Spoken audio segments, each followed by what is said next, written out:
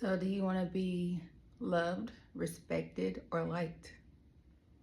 What if I tell you that something I've noticed is when you stop caring about being liked, when you stop going after just trying to make people happy, you discover that the same people that you were going out of your way for probably didn't even really actually like you.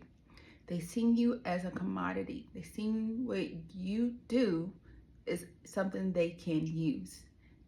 They seen your energy as something that people will associate with them because you associate with them.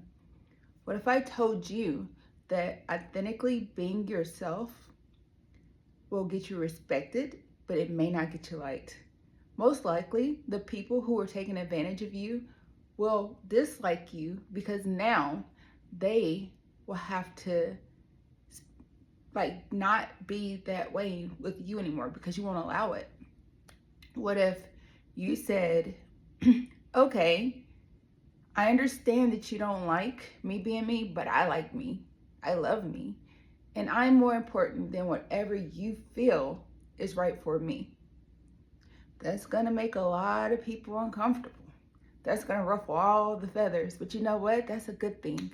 It is actually amazing when you learn that the love of yourself is more important than that brainwashing that you've heard all your life. It's so freeing when you are authentically yourself, when you just do what makes you happy because you want to, because this is the right thing in your heart. You're gonna sleep better. You're gonna feel better. You're gonna have more energy. You're not gonna have pains. Like, you're gonna have less pains in your body. A lot of the pains and stuff that you're feeling is from stress. A lot of the stress that you're feeling is from being disingenuous with yourself. When you self-abandon to please others, that's where that resentment comes from. That's where that grief comes from. That's where that self-doubting comes from. If you can't trust you, then how can you trust others? If you don't trust you, how can others trust you? Y'all see how that goes together? You have to learn that your thoughts, your feelings, your emotions matter. Figure out what you actually like. When's the last time you had time by yourself? When is the last time you sat in your own feelings with a pen and paper, wrote down all your dreams from childhood, all your current dreams, everything in your life? Go one by one, pros, cons. When's the last time you actually asked yourself, how do I feel after interacting with said person? When's the last time you actually even evaluated how you felt after just being by yourself? So when you take time to be by yourself, you get a baseline. When you get that baseline, this is your energy, however it naturally is. Figure that out. It may be scary at first, but I promise once you really learn to love being in your own company, it's amazing. It's gonna build this energy up around you, almost like a ball, right? So whenever you're with somebody who actually likes you, who's also positive, who's also just outgoing, kind of a loner, like me, you'll actually get more energy from that person because your good energy and their good energy is gonna go poof. It's gonna create like this wave of just comfort and light and just love, right? But if your energy is naturally here and this person that you're interacting with is here, you're gonna feel like this. Now they're gonna feel like this. Their energy is gonna go up because now you've made them feel great. You're gonna feel drained. You might actually start getting anxious. You might actually even get like, what the heck? Whose feelings am I feeling right now? That's the thing too. It's okay. It happens.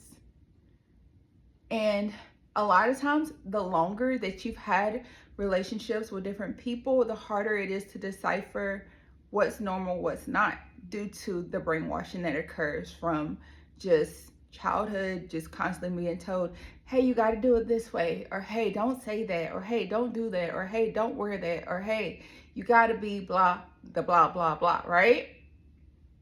No, we're not doing that anymore. Lean into your own energy. Lean into your own understanding. Listen to what God puts in your heart of what you should do. You know that feeling of, oh, I don't know if I should go there, Or, oh, you know what? I didn't plan to do this, but I'm about to do this now. Yeah, that's your intuition. That's how God talks to us and tells us what's good for us, what's bad for us. The more you push into that and you lean into your own understanding, the better. The more you're told too. Like, everyone who listens to God in the Bible, he tells them what to do. Everyone who listens and does what they're told, he tells them more. You see how that works? And then everything works out for the good of them. Because that's how God intended it, right? And I know that some people are like, oh, you know, I feel like if I want to do it, but I can't do it yet. Why can't you? What's stopping you? What fear is in your head that's not real got you feeling like you can't? Answer that, okay? It's all in your head. It's not real. Now, the discomfort of it, yeah, that's real.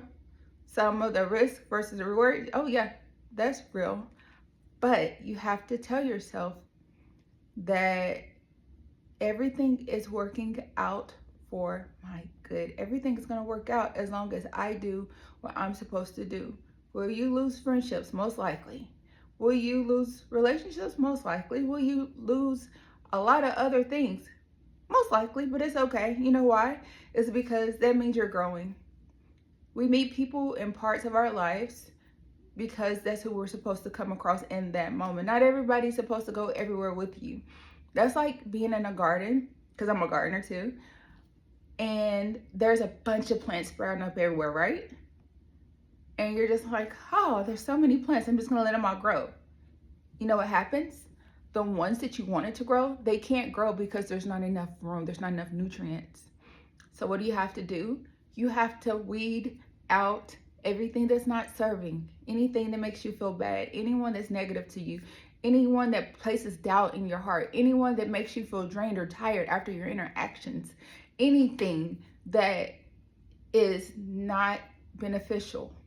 Cut it out. You have to cut it out. It's hard, but you got to do it. You got to get it out by the roots to quit jumping and playing that fence both sides. Look, I did that for a while. I'm realizing that's a waste of my energy as well. Opportunities come for those that help themselves. Now, once you get to that space of, okay, now I'm gonna do it and I'm gonna do it right, and I'm just gonna just say, you know what, let's see what happens. That's when everything's going to start changing for your favor. That's when you're gonna have more energy. That is when you're gonna have a better understanding of everything that's going on around you, because it always gets better. When you believe in your heart that everything always gets better, everything is working out for my good, it gets better. So all you have to do is just do it anyway. Do it hard. Do it tired. Do it sleepy. Do it excited, but do it and push towards your goals in life. Because that's the only thing that's going to help you improve. Do it scared. Do it afraid. Do it without support. Do it with no one caring about your feelings, because it's not theirs to understand. But you can do it, and it's going to get better. You just have to know that in your heart. The more I'm criticized for this, the better the end game is going to be, because clearly it has to be great for people to try to discourage me, right? Okay, well, I hope that helps. Yes, all my videos are off the top of my head. I don't have any kind of script or anything. I just go with it. I'm just like, hey, I feel inspired. Let me inspire someone else. All right, adios.